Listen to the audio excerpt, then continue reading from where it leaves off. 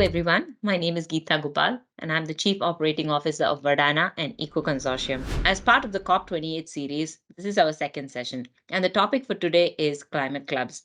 We have with us Brahm Singh, our Executive Chairman and founder of EcoConsortium and Verdana, and whose special passion is also climate clubs. Welcome, Brahm, to this session. I'm excited to have you here. This is our second recording, and the last one we did together in Singapore in person.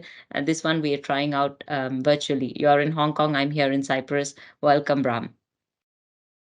Thanks, Geeta.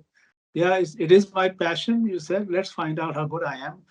As we did in Singapore, I'm not going to use notes and I'm just going to speak extempore and I'm going to make a few mistakes.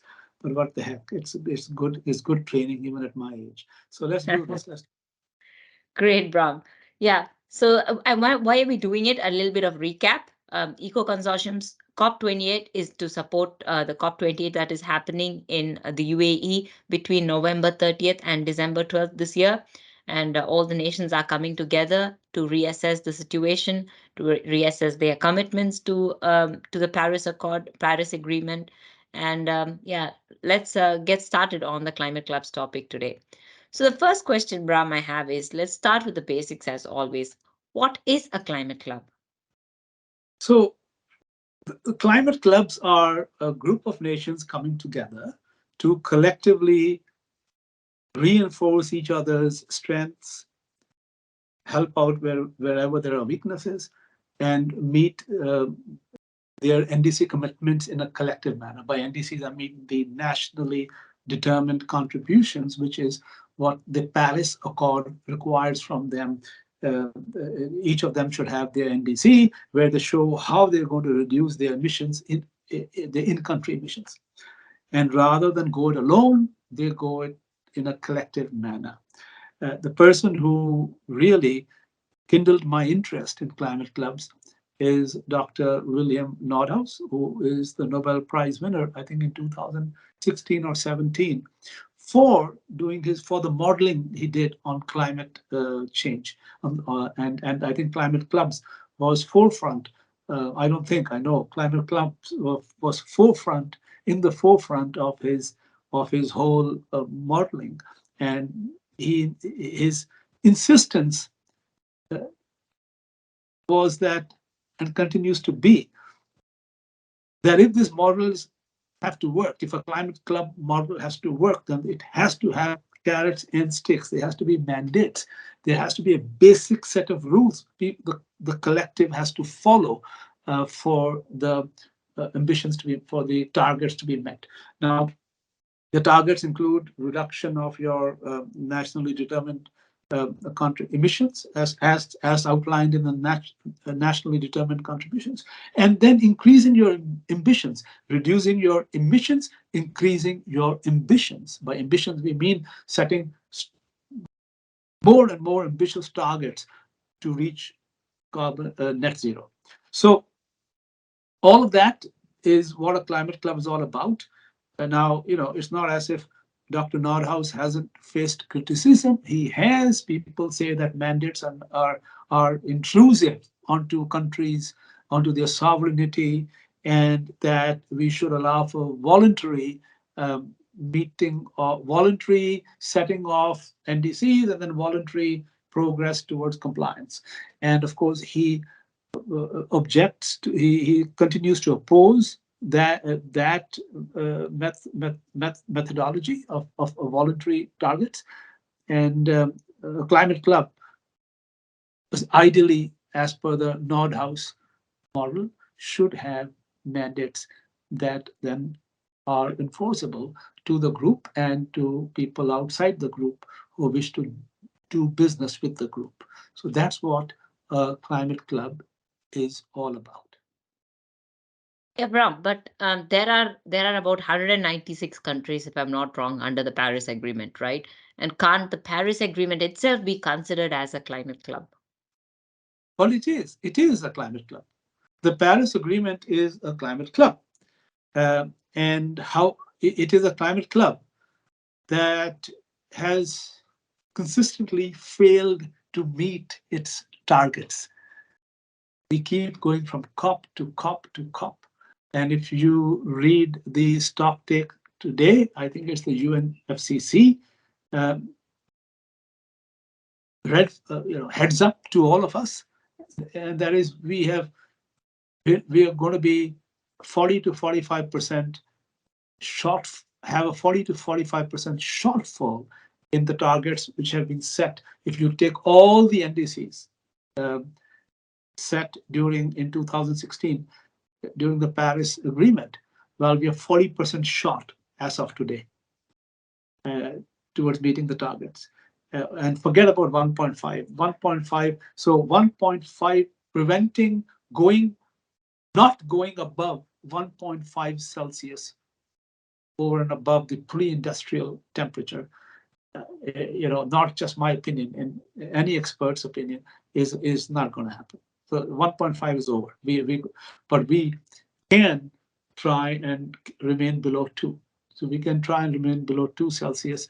But for that, the Paris Accord has to have mandates, and it does not. Same the same problems which were there in the Kyoto Accord, which was also Kyoto Protocol, which was also a climate club. The same problems have been carried forward into the Paris Accord.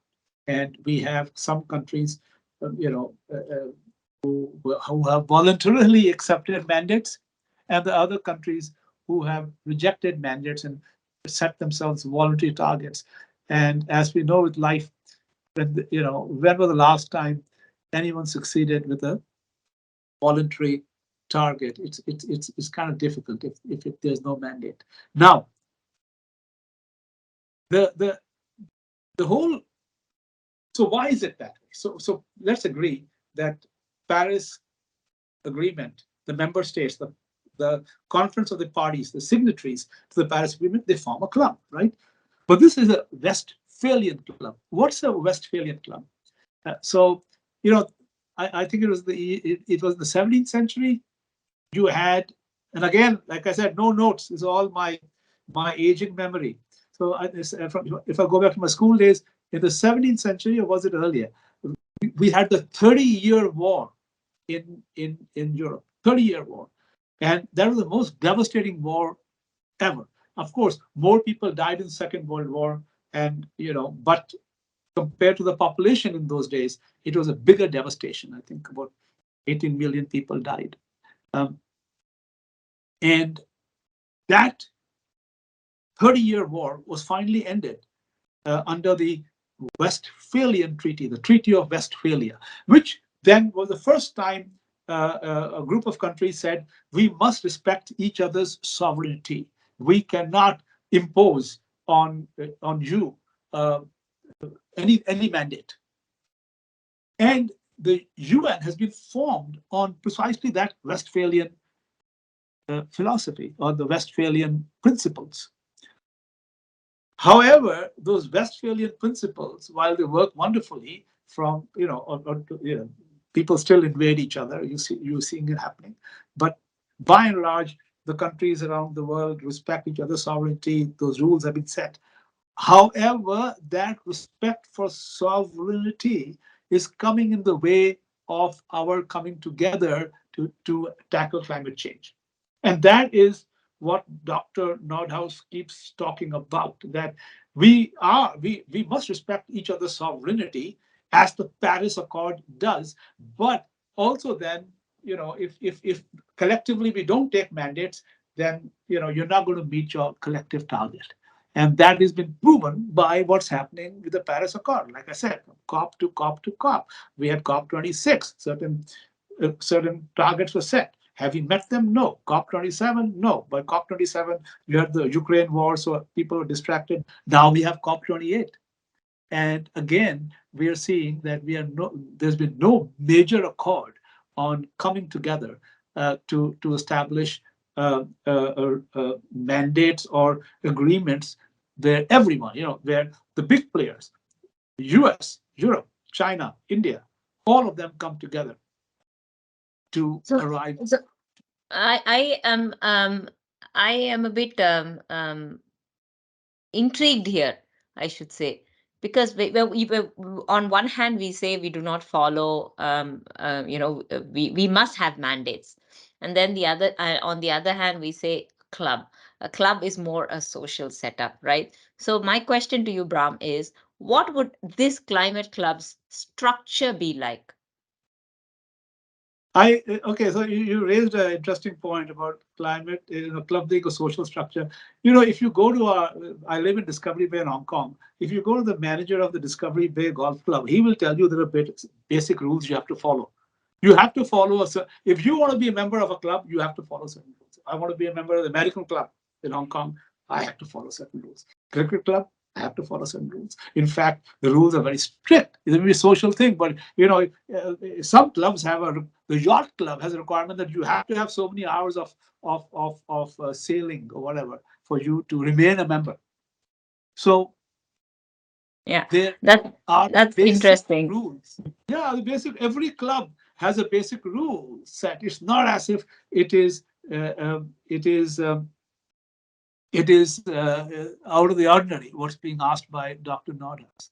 Now, So what the rules do we need here, and can they be voluntary? Because when you need more participation, then you should make it as voluntary as possible, isn't it? okay, you have a, a large club in the Paris Accord, and you have everything's voluntary, and and everyone is working at marching to their own drum. India is marching to its own drum. China is marching to its own drummer. So is Indonesia. So and the others. I just named three countries randomly, though they're important countries for climate change. Um, so that is already there. It exists and it's not working. So what we are saying, uh, the EcoConsortium research team is saying, break up. We don't want everyone in every club. There should be smaller clubs. Clubs should be small group of like-minded countries which are diverse. In other words, some countries have can exceed their ambitions and have access to um, access to carbon credits. To sell to the countries who have a difficulty meeting their ambitions. And one such model we looked at, which actually was the basis of a research paper, is the Islamic Nations Climate Club. So we proposed that, hey, we're going to use the Islamic nations as a model for climate clubs. Why? Because they are diverse, they are like-minded. Uh, even if you look at the religion, it talks about sustainability. So there's a top-down message to them on sustainability, and then they have common customs, right? And then at the same time, they're also diverse, right? In the sense, um, for example, the UAE will has challenges meeting their ambitions, meeting their NDC commitments. Why? Because they're highly industrialized. They're oil producing nation.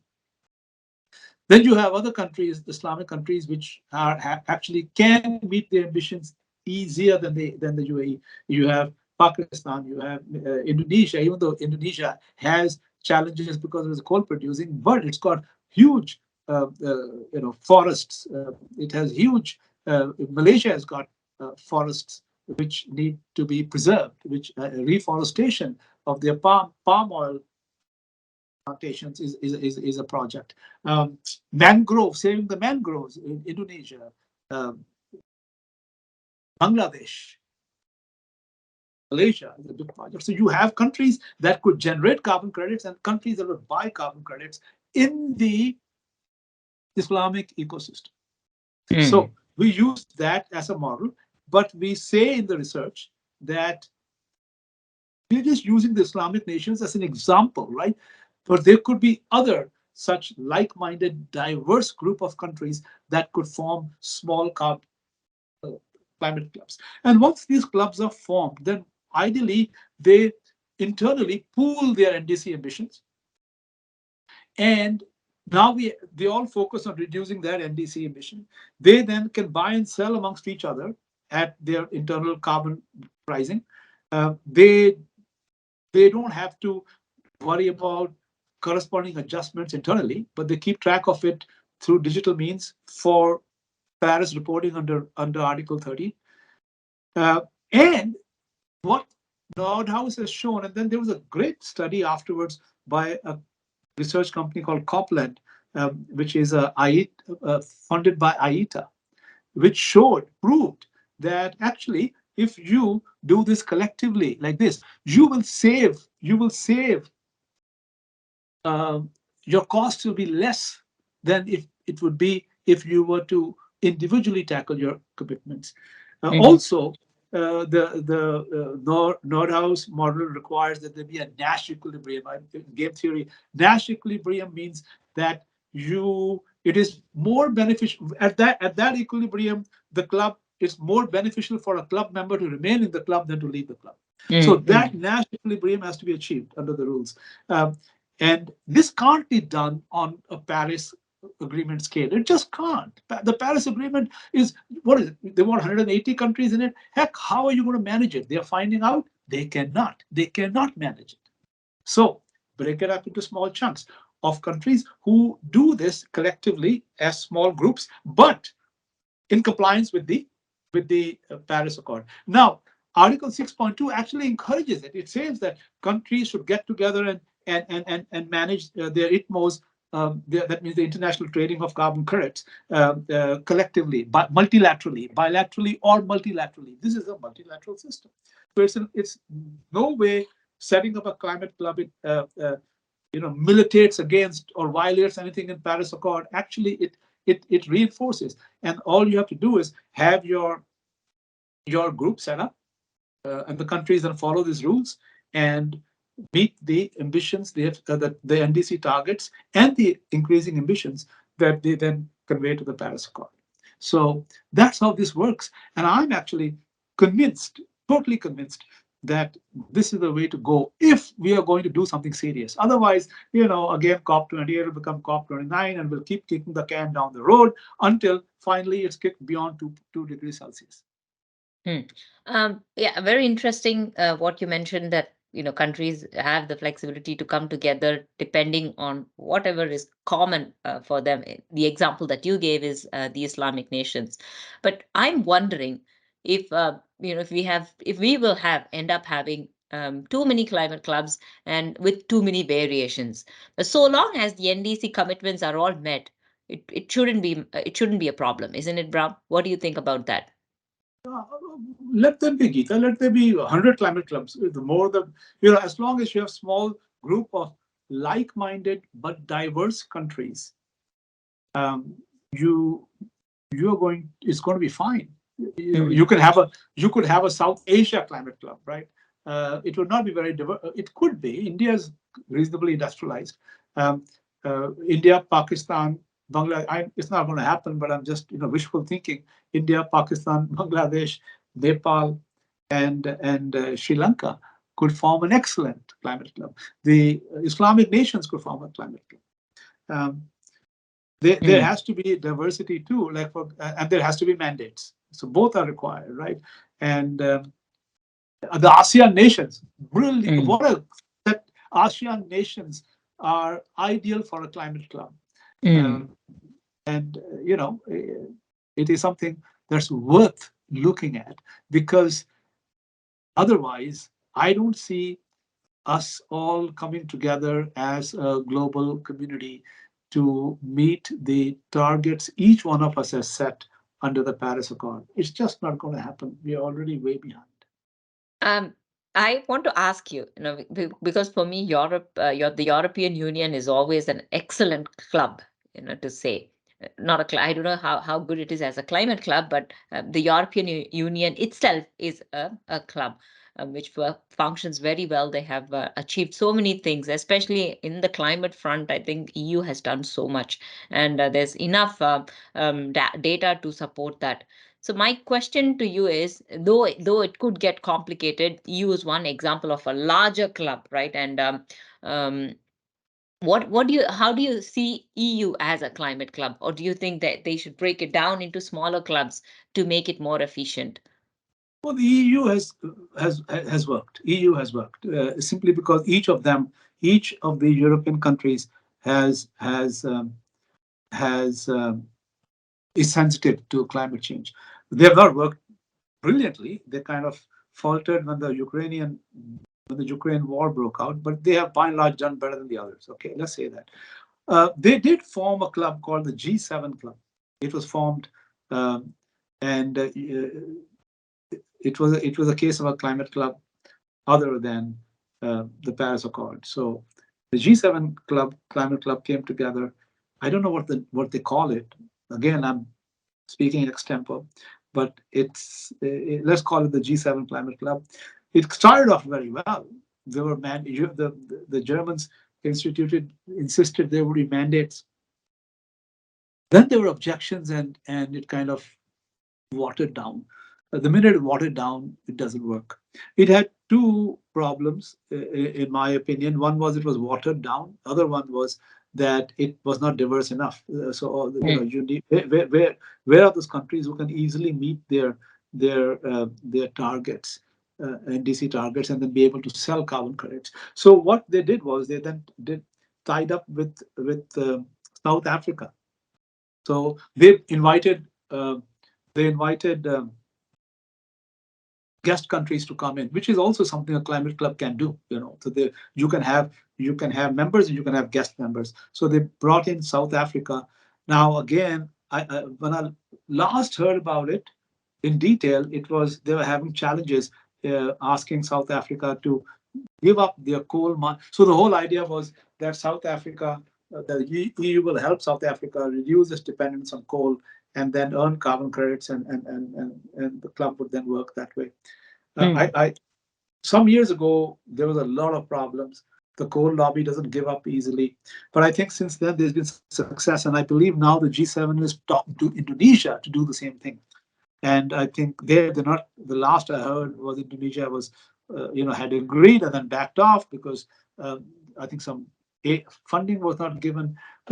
The fact is that climate clubs have been tried out, and what the G7 tells us categorically, based on the evidence, is that if you don't have mandates, it's not going to succeed. The other thing you need to have in a carbon club is what they call the CBAM, the carbon tax on imports from countries who are not as compliant. So Europe today, if it is compliant, if it's imposing a carbon tax on its own people, if it's imposing a compliance requirement on its own industries, then let us say an aluminum or a cement plant in or a chemical plant in Europe or in the G7 group or wherever, or in the Islamic Nations Club, has to meet certain requirements from that because to bring down the emissions. Then if another country then exports aluminum or whatever to that club, then that country, if it's not having the same stringent set of rules the club has, should pay a carbon tax, import carbon tax. It's called a CBAM. So that is the other mandate that the countries have to impose, and they can't go wishy-washy on it. Like for this country, we let them in. No, it has to be a strict set of rules if you want this to work. And people who say the rules should not be strict, you know, the good Dr. Nordhaus and his followers like me will say, well, then then don't expect to meet a to resolve a disastrous situation like you have today in the climate, right? Don't expect to resolve it through voluntary means. Either we all, you know, um, girdle up and know it's going to be a tough battle, which means we all have to meet our rules, or it's not going to happen. It's like there's an alien invasion. The best example I give: alien invasion, and we are deciding between ourselves how we're going to fight it. Right? I mean, that's exactly what's happened. There is something happening above us, which is horrific, which is really terrible, and it's going to affect our grandkids, right? Our grandkids, our great grandkids, and here we are, uh, not even able to cut down on coal, which was the basic. Forget about oil and gas, leave it aside. Just coal, we have failed to reduce our dependency on coal. China is increasing the number of coal-fired plants, and sadly, in Australia, some So Swiss companies. yeah, I have to now, in the interest of time, we have to reduce our questions, Brahm. I have some more, but I have to ask you one question. Tell me Please. the three reasons or the three benefits anybody will get out of a climate club. Well, the first benefit is you will be your cost will be lower. This is an improvement. That's Nash equilibrium will be established. You will actually, if you're part of the club and you are collective in reducing your NDC, your emissions, you will actually, your cost of reducing emissions will be less than if you went it alone. So first is cost. Second is an available market to work in. You don't have to, you don't have to scurry around finding your. When I say you, I mean you, the government, or your industry has got a market within to work in at a set price. And number three, you are collectively uh, on a digital platform. By the way, needless to say, this is not going to work if it's not a digital platform. It has to be digital. There has to True. be a digital registry in each country connecting into the common platform um, of the club. What this means is now you are collect. You see, if you are you have a digital registry, right? You are a country that I'm one without, and both. It is so problematic because now keeping track of stuff easier for you, difficult for me. Reporting difficult for me, easier for you. However, if all of us are connected digitally into a central body, now you don't have to worry about corresponding adjustments. All of that is kept tracked digitally, and then the biennial report, etc., goes to the Paris under the Paris rule book. It happens automatically, and you're just focused on reducing your emissions. You're not focused on the bookkeeping. So the three things I think from a Paris from a climate club would be: first would be costs, second would be ready market for your for buy and sell, and number three would be compliances that are automatically done without you having to worry about it. Okay, great, Pram. Thank you so much. I have a lot of more questions to ask, but I think we should do one more topic, one more session on this topic. Sure. Yeah, in the interest of time, I think we should pause this topic for now. So, Bram, once again, is there any closing remark that you'd like to give on the climate clubs No, itself? we'll see after you do the podcast how many errors people find in what I said. I urge them to check and see because I'm clear I made a few mistakes, but let's see what they say. Great, Bram. Thank you as always for your ideas and for your knowledge. Continue to do such research and keep us informed on these things. There are a lot of things that you do which I really appreciate personally. Is that you look at things that people often don't see or people overlook. So yeah, keep your research going, and yeah, we let's see what is the feedback from the audience on this climate club topic itself. I think I'm sure this is one particular topic that is going to go into loops simply because people will look at it through different lenses, etc. So let's wait and see what the responses are. Thank you once again, Ram, for your time, and yeah, I hope everyone enjoyed this session. If there is any questions, or feel free to ask us. Happy to support you guys there. Thank you very much. Bye bye. Thanks, Geeta. Safe flight back. Bye bye. Thank you.